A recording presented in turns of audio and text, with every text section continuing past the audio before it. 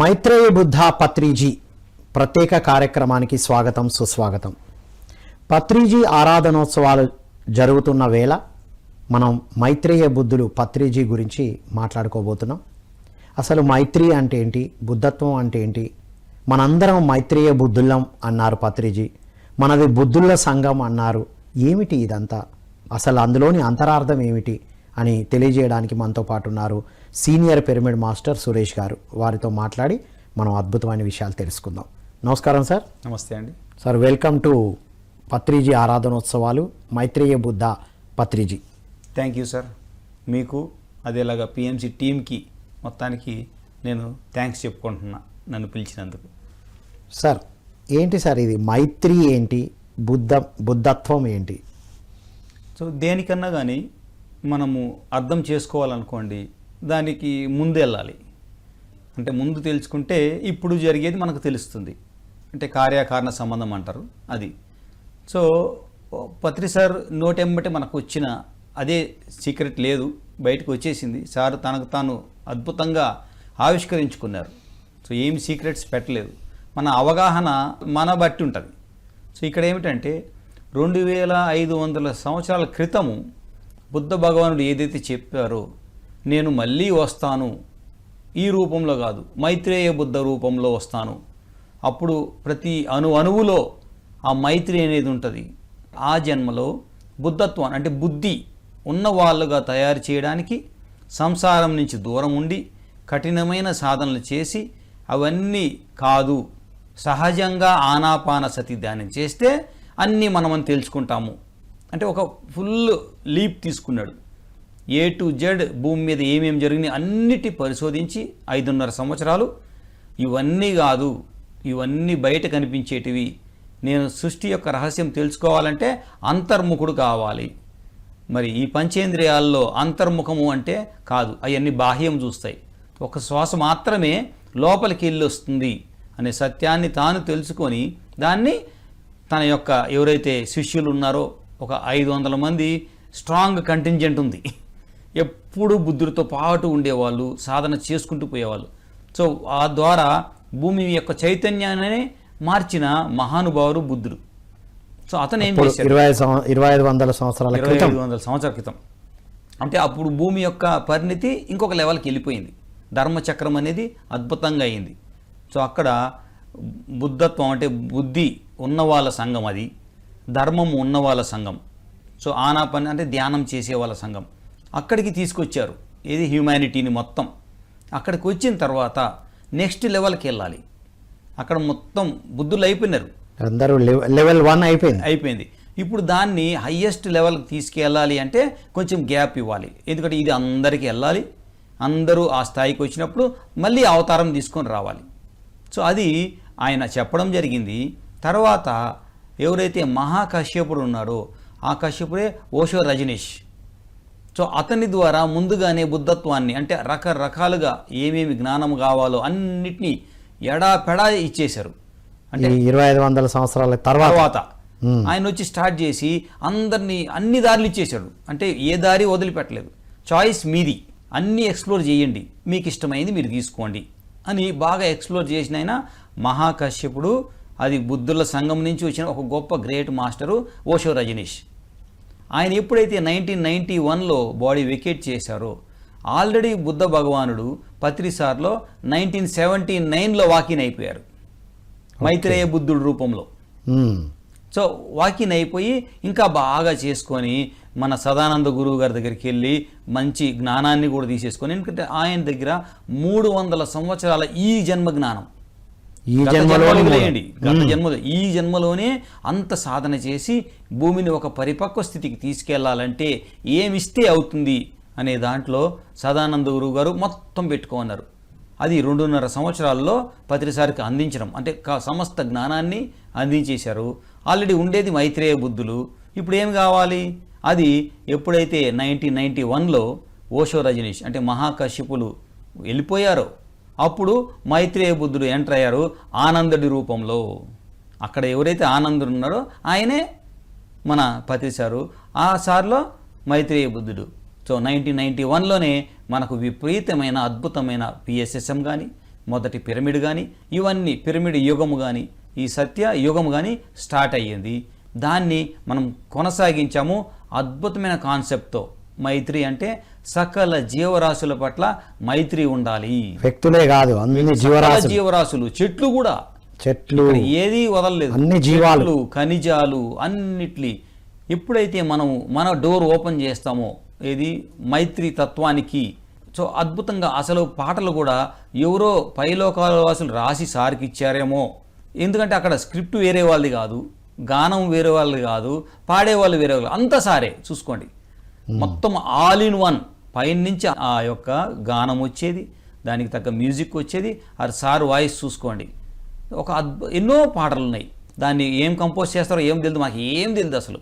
Sir సంగీతాన్ని వింటూ గంటలు గంటలు ధ్యానం చేసేవాళ్ళం. సో ఒక అద్భుతమైన పాట ఉంది, దాని ద్వారా 3 ధర్మాలను చూపించారు సార్. ఓకే, దాంట్లో ఆనాపానసతి స్టార్ట్ చేస్తారు, హంసయానం అని స్టార్ట్ అవుతుంది. ఆ పాట వినండి, మీరు ఎప్పుడు పెట్టుకున్నా సరే ఆ వైబ్రేషన్ ఎవరు కళ్ళు తెరవలేరు. ఓకే, సారు వెంట అది వచ్చింది అనుకో, ధ్యానం ఎంతో భాగ్యము అని స్టార్ట్ అవుతుంది. అంటే యోగ అనేసి అక్కడి నుంచి స్టార్ట్ అయ్యి ఫస్ట్ ఆనాపానసతి ధ్యానం నుంచి స్టార్ట్ అవుతుంది. తర్వాత మన యొక్క ధర్మం ఏదైతే ఉందో అది అహింసా ధర్మం తీసుకొని మైత్రితత్వం అంటారు. ఎవరైతే అహింసా ధర్మం పాటిస్తారో వాళ్ళకి మైత్రితత్వం వస్తుంది. అదే క్రాంతి క్షేత్రము అంటే ఒక్కొక్క పదము కూడా ఏదో పైన లోకవాసులు మనకు చెప్పాలని పత్రిసార దానికి మీడియం అయినట్టు తన జ్ఞానాన్ని ఎన్ని జన్మల సారాన్ని ఒక పాట రూపంలో చైతన్యపరిచిన ఒక అంటే మైత్రేయ మూర్తి అనుకోవచ్చు మనం పత్రిసార్ని. Yes, Maitreya Murthy. Yes, exactly. Yes. So అది మన అందరిలో బ్లాక్స్ ఉన్నాయి. బ్లాక్స్ అన్నీ వెళ్ళిపోవాలంటే ఏకైక మార్గము ఫ్రెండ్షిప్ చేయాలి.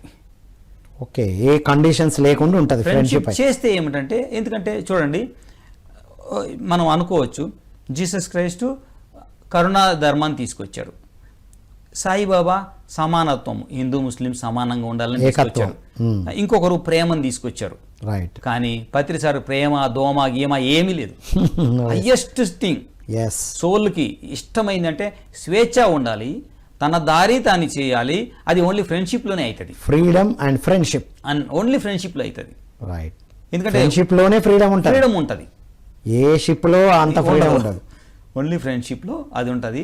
దాన్ని ఆయుధంగా తీసుకొని వచ్చారు.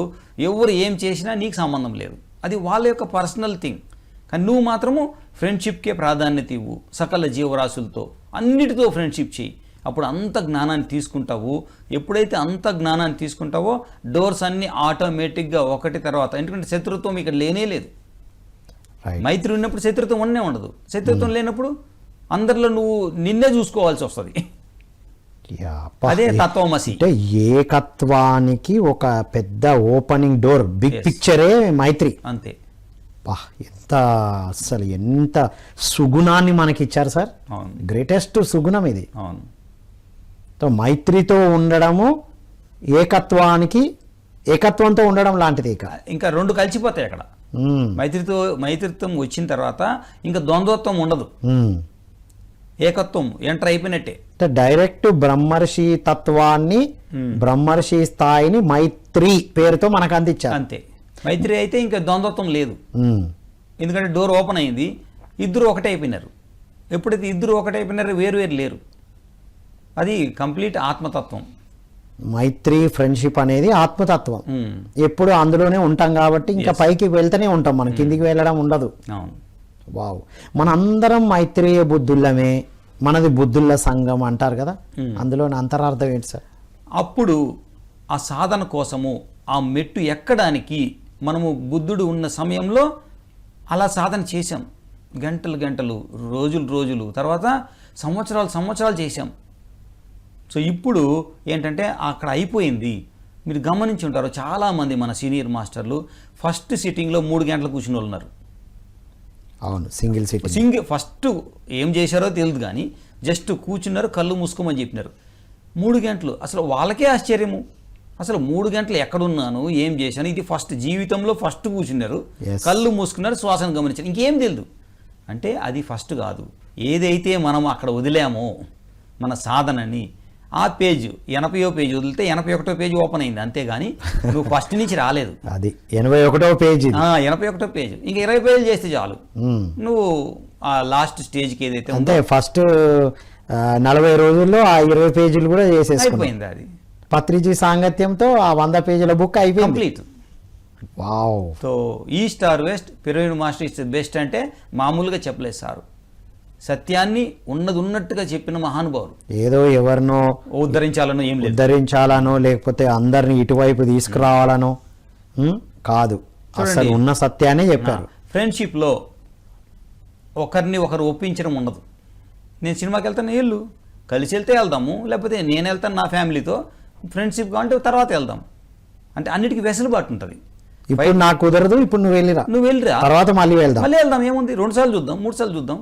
ఫ్రెండ్షిప్లో అది ఉంటుంది. కానీ ఫ్రెండ్షిప్ కాకుండా ఉంటే ఒక బంధం ఉంటుంది. ఏమన్నా అనుకుంటాడేమో, చూడండి, ఫ్రెండ్షిప్ తీసేసి మీరు ఏ రిలేషన్షిప్ అన్న చూడండి, ఒకరిని మెప్పించడం కోసం, సమాజాన్ని ఉద్ధరించడం కోసం, సమాజంలో మంచి పేరు రావాలని చేస్తాం, ముసుగేసుకొని. ఇక్కడ ఏమీ ఉండదు. ఓకే, ఏం కాదు, తిట్టినావు, కొట్టుకున్నావు, అంతవరకే అది ఉంటుంది. అందరితో కలిసినప్పుడు మళ్ళీ అది అయిపోయిందిరా, అది పోదాంపా, సాయంత్రం పోదాం, సినిమాకి పోదాంపా. అంటే ఈ ఫ్రెండ్షిప్లో, ఈ మైత్రిలో ఏది జరిగినా, ఒకవేళ ఇబ్బందులు గొడవలు జరిగినా నీటి మీద గీతలాగా ఉంటాయి అంటారు కదా పత్రిజీ. ఉంటాయి, నీటి మీద గీతలాగా. ఇంకొకటి ఉంటుంది, అది బాగా గుర్తుపెట్టుకోండి. నా జీవితంలో కానీ మీ జీవితంలో కానీ మ్యాక్సిమం పిరమిడ్ మాస్టర్లు ఉన్నారు, అందరి జీవితాల్లో అన్ని రిలేషన్షిప్స్ ఇంతకుముందు అనుకున్నట్టు తల్లి తండ్రి, మళ్ళీ తండ్రి కొడుకు, భార్య భర్తలు, పిల్లలు పెద్దవాళ్ళు అనేటివి ఉండేవి. ఎప్పుడైతే ధ్యానం చేసి 1-2 సంవత్సరాలు మనకు అర్థమైపోయిందో అన్నిట్లో ఫ్రెండ్షిప్ ఉందండి. ఇప్పుడు పిల్లలు, మా పిల్లలు నన్ను చూసి భయపడరు, అసలు ప్రశ్నే లేదు, ఉన్నదున్నట్టు చెప్పేస్తారు. సాయంత్రం అయ్యేసరికి ఏమైందో చెప్పేస్తారు. అంటే ఇది ఎలా ఓపెన్ అయింది? తండ్రి కొడుకులు కాదు, ఇప్పుడు అక్కడ ఇద్దరు ఫ్రెండ్స్ అయినారు. బంధం బయట వాళ్ళకి తండ్రి కొడుకులు, కానీ ఇక్కడే ఫ్రెండ్షిప్ ఎంటర్ అయింది. మనం ఏం చేయాలన్నా మనం డిస్కస్ చేసుకోవచ్చు, వాళ్ళు ఏం కావాలన్నా అడుగుతారు డైరెక్ట్, వాళ్ళ దారి వాళ్ళు వెళ్తారు. నువ్వు చెప్తావా లేదా, అంతే, మా దారి మేము వెళ్తాం. మనం ఏం చేస్తాం, అవునరా, నీ బ్యాగ్ వేరే నా బ్యాగ్ వేరే, నీ సిలబస్ వేరే నా సిలబస్ వేరే, నేను ఎందుకు నా సిలబస్ నీ మీద రుద్దాలి, నువ్వెందుకు నా సిలబస్ నువ్వు ఎక్స్పెక్ట్ చేయాలి. So no. సో ఆ యొక్క అవగాహన, అండర్స్టాండింగ్ అనేది వస్తుంది. కాబట్టి ప్రతి రిలేషన్షిప్లో ఫ్రెండ్షిప్ దూరుతుంది, అప్పుడు ప్రతి ఒక్కరికి స్వేచ్ఛ వస్తుంది. అందుకే మనందరం మైత్రేయ బుద్ధుల్లో అన్నారు, ఎక్కడైనా మైత్రేయ ఉంది. మీ పాత్రలు ఒక బిజినెస్ మ్యాన్ గా ఉన్నా అక్కడ మైత్రేయ, నీ కింద ఎంప్లాయీస్ లాగా కనబడతారు, కానీ మైత్రి ఉంది. వాళ్ళ ఎదుగుదల కోసం మన దగ్గర ఉన్నారు, మన ఎదుగుదల కోసం వాళ్ళ టీంలో ఉన్నాం. ఆ సమయంలో మన కోపం రావచ్చు, అవుట్పుట్ తీసుకోవాలి కాబట్టి కొంచెం కఠినంగా ఉండొచ్చు. కానీ సాయంత్రం అయ్యేసరికి అది అయిపోయింది, పదాంపా, చాయ్ తాదాంపా, 4 బిస్కెట్లు తిందాంపా. ఎందుకు? ఆ వర్క్ ప్రెషర్లో ఆ వర్క్ రాబట్టాలి కాబట్టి కఠినంగా ఉండొచ్చు, మంచిగా కూడా ఉండొచ్చు. కానీ అది అయిపోయిన తర్వాత ఫ్రెండ్షిప్ వెంటనే వచ్చేస్తుంది. అక్కడ వరకు ఆఫీస్ వరకు రా మనము, బయట మనం ఫ్రెండ్షిప్ మనకుంది. సేమ్ వైఫ్ అండ్ హస్బెండ్లో కూడా తల్లిదండ్రుల దగ్గర ఎవరికి ఎంతెంత ఇవ్వాలనో అంత ఇచ్చుకుంటూ ఆ స్వేచ్ఛ ఉంటుంది.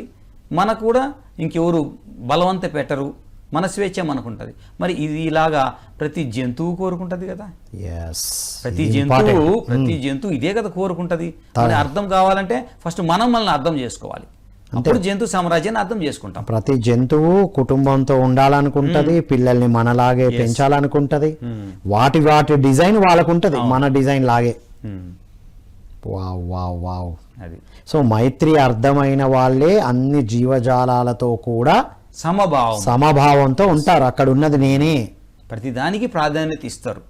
మన లైఫ్ ఎంత ఇంపార్టెంటో ప్రతి జీవి కూడా అలాగే జీవించాలనుకుంటుంది, సంతోషంగా జీవించాలనుకుంటుంది.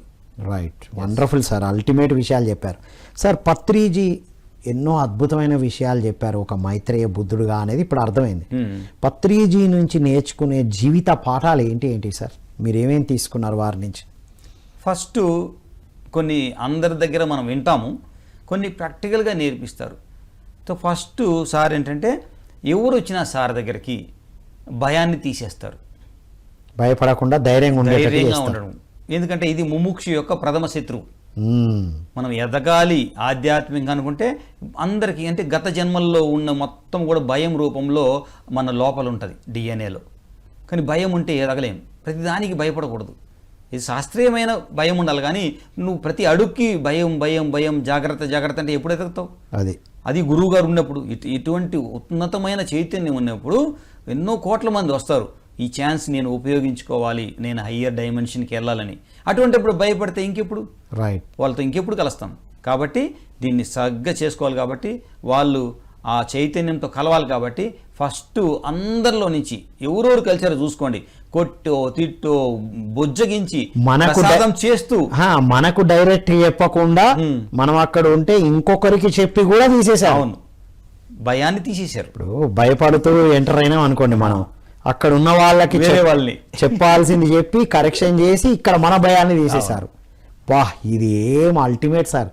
ముముక్షువుకు అంటే ఎదుగుదలకు అడ్డుపడే మేజర్ ఇంపార్టెంట్ తీసేశారు. మైత్రి ద్వారా, తన కరుణ ద్వారా, తన జ్ఞానం ద్వారా. అది వా, అల్టిమేట్ పాయింట్. ఇది గ్రేటెస్ట్ లెసన్. అవును. నెక్స్ట్ వచ్చి ఆయన ఏం చేశారంటే మన ఆహార విధానాన్ని మార్చేశారు. ఏదైతే మన అంటే ఎప్పటి నుంచో ఉంది, చిన్నప్పటి నుంచి ఉంది, ఆచారం అనుకుంటా తినుకుంటూ వచ్చామో దాన్ని ఒకే ఒక ఏటుతో తీసేశారు. అంటే మీరు ధ్యానం చేస్తే చేయండి, తర్వాత చేయండి, కానీ ఫస్ట్ ఆహారం మాత్రం శుద్ధ సాత్విక ఆహారము. ఈ భయానికి మూలమైన ఒకానొక కారణం అది కూడా కదా. అదే చేశాం కాబట్టి భయం వచ్చింది. మన ప్రాణానికి ఎందుకు భయము? మనం వాటిని ప్రాణం తీసాం కాబట్టి. భయపడుతూ ఉన్న వాటిని తిన్నాం, మనం భయాన్ని పెంచుకున్నాం. ఇప్పుడు ఆ ఒక్క మాటతో భయాన్ని తుంచుకోవడం, తన దగ్గరకు వచ్చి మాట్లాడే ధైర్యాన్ని ఇవ్వడం. అవును, వావ్. అది ముముక్షు అంటే ఎదగడానికి అడ్డంకి ఉన్నాయి, రెండు తీసేశారు. భయాన్ని తీసేశారు, భయానికి మూలమైన మాంసాహారాన్ని తీసేశారు. శాకాహారిగా ఉండడం. అంతే. Wonderful sir. మూడోది ఏంటంటే మనకు సిద్ధులు వస్తాయి, ఆటోమేటిక్గా వస్తాయి, అడిగిన అడగకపోయినా వస్తాయి. వచ్చినప్పుడు అహంకారం పెరుగుతుంది. ఈసారి ధ్యాన జగత్తులో ఒక ఎగ్జాంపుల్ ఇచ్చారు. సో అలాగా ఏంటి అనుకుంటారు, అయిపోతాయి. ఓహో, నేను అనుకున్నది అయిపోతుంది. అప్పుడు ఈ యొక్క శక్తులు ఉన్నాయి, అవి మనల్ని డబ్బు కోసమో పరువు కోసమో ఏదో మనల్ని చూపించుకోవడం కోసమో ఆ సిద్ధులను ఉపయోగించడం స్టార్ట్ చేస్తారు. ఎప్పుడైతే మనము సిద్ధుల వల్ల పడతామో మళ్ళీ జీరోకి వచ్చేయాలి. అవును, ఎంతోమందిని చూసాం కదా. సిద్ధులు ఉన్నాయి అంటే జాగ్రత్తగా ఉండాలి. అప్పటి నుంచి సిద్ధులు వచ్చినాయి అంటే మరింత జాగ్రత్తగా మాట దగ్గర కానీ మన వ్యవహారం చాలా మంది గమనిస్తున్నారు. మనమే కాదు, మన పూర్వీకులు హయ్యర్ డైమెన్షన్ వాళ్ళు కూడా చూస్తున్నారు. వీడికి సిద్ధులు ఇచ్చినాము, వీడేం చేస్తాడు, అది వీడు కానీ సక్రమమైన మార్గంలో దాని లోకల్యాణం కోసము అందరి కోసం చేస్తే అవి కొనసాగుతాయి. రైట్. కానీ డబ్బు కోసమో లేకపోతే ఇంకేదో కోసం చేసినా అనుకోండి, స్వలాభం కోసం చేస్తే మళ్ళీ జన్మ తప్పదు. మళ్ళీ అంటే మన అమ్మనో నాన్ననో లేకపోతే మన బాసో డబ్బులు ఇచ్చి ఇగో 10 లక్షలు బ్యాంకులో కట్టిరాపో అని టెస్ట్ చేస్తారు కదా. వీడు సిన్సియర్గా పోయి కడతాడా, ఏమన్నా ఆలోచనలు చేస్తాడా అని. అంతే కదా, వెనకాల వాళ్ళు పంపిస్తారు. వ్యాపారస్తులకి ఇది ఉంటుందండి. విశ్వాసం పడే ముందు ఎవరైతే ఫైనాన్స్ లో ఉన్నారో అతన్ని టెస్ట్ చేస్తారు. అది ముందు ఒక 20 రూపాయలు అటు పెట్టేస్తారు. వాడు ఏం చేస్తాడా, సీసీ కెమెరాలు ఉన్నాయి, వాళ్ళకి గూఢాచారులు కూడా ఉన్నారు. వాడు ఏం చేస్తారు గమనించి, లేదా ఒక ఉంగరం వాడు పెట్టేస్తారు, బంగారు ఉంగరం. వాడు ఏం చేస్తారో చూద్దాం. వాళ్ళ టెరిటరీ కదా, వాడు ఏం చేస్తే తెలిసిపోతుంది. వాడిని ఉంచాలా, వేరే పోస్ట్లో పోయాలా. అది అలాగే ఇక్కడ పైలోక వాసులు మనకు అష్టసిద్ధులు ఇచ్చి ఇక టెస్ట్ చేస్తున్నారు, ఎలా వాడతావు, నిలబడతామా లేదా. వండర్ఫుల్ సార్, 3 అద్భుతమైన పాయింట్లు చెప్పారు సార్. సో చివరగా మీ మెసేజ్, ఆరాధనోత్సవాల సందర్భంగా మీ సందేశం సార్. మైత్రిని ఇంకా పెంపొంచుకుందాం. ఎందుకంటే ప్రతి దాంట్లో లెర్నింగ్ ఎక్కువ ఉంటుందంటారు సార్. లెర్నింగ్ అనేది ఎప్పుడూ ఆగదు, ఆఖరి శ్వాస వరకు మనం నేర్చుకుంటూనే ఉండాలి. మరి ఈ మైత్రిని ఇంకా బాగా మనం అందరితో చేస్తుంటే ఎంత అద్భుతంగా అందరి నాలెడ్జ్ మనకు వస్తుంది. ఇప్పుడు పిఎంసి తెలుగు, తర్వాత PMC Hindi, PMC English, PMC global, ఇంకా అది కూడా దాటితే నెక్స్ట్ లెవెల్ అన్ని లోకాలతో గ్లోబల్ అయిపోయింది. అన్ని లోకాలతో చేస్తే ఇంకెంత నాలెడ్జ్ వస్తుందో. సో అవన్నీ మనం ఎక్కడ ప్రయోగించాలి? భూమి ఉన్నతి కోసము, మన కోసం కాదు. మన ఉన్నతి ఆటోమేటిక్గా అయిపోయింది, కానీ భూమిలో ప్రతి జీవి యొక్క స్వేచ్ఛ కోసము, దానికోసం మనం కానీ చేసినప్పుడు అవన్నీ మనకు మంచి లాభాలని, మంచి ఫలితాలని ఇస్తాయి. అల్టిమేట్ పాయింట్ చెప్పారు సార్. మన ఉన్నతి అయిపోయింది.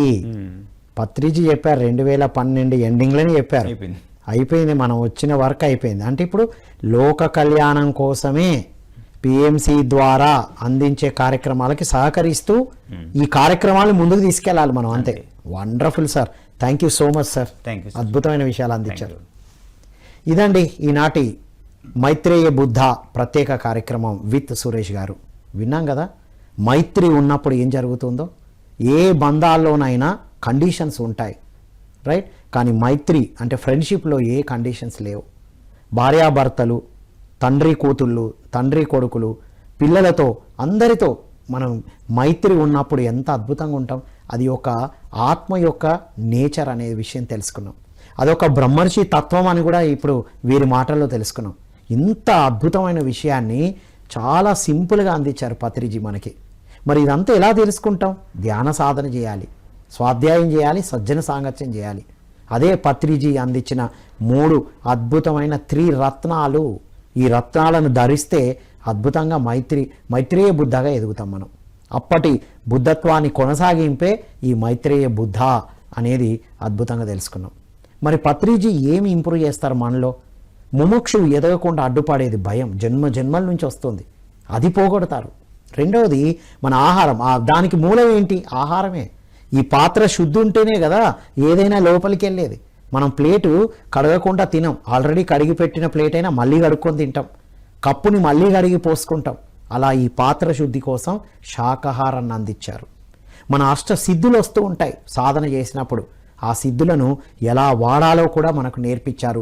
సజ్జన సాంగత్యం, మీ అనుభవాలు చెప్పు అంటారు, అనుభవాలు విను అంటారు. విన్నప్పుడు చెప్పినప్పుడు మనం బ్యాలెన్స్ అయిపోతాం మిత్రులారా. ఇది మైత్రేయ బుద్ధ పత్రిజీ వారి నుంచి. చివరిగా వారు ఇచ్చిన మెసేజ్, మన కళ్యాణం అయిపోయింది, మన ఉన్నతి అయిపోయింది, భూమి కోసం మనం వర్క్ చేయాలి. సో ఈ భూమాతను అద్భుతమైన శక్తితో నింపడానికే మనందరం వచ్చాము. అదే పత్రిజీ మనందరికీ బోధించారు. మరి పత్రిజీ ఎక్కడుండి అందిస్తున్నారు? పిఎంసి. పత్రిజీ ప్రతిరూపమే పిఎంసి మిత్రులారా. పిఎంసికి సహకరిద్దాం, ఈ ఆరాధనోత్సవాల్లో పాల్గొందాం, క్రమం తప్పకుండా పిఎంసిని చూద్దాం, అందరికీ సబ్స్క్రైబ్ చేపిద్దాం, మనం వచ్చి మన అనుభవాలు చెప్దాం, ఎంతోమంది అనుభవాలని రికార్డ్ చేద్దాం అని కోరుకుంటూ మరో కార్యక్రమంలో మళ్ళీ కలుద్దాం. అంతవరకు సెలవు. Thank you all.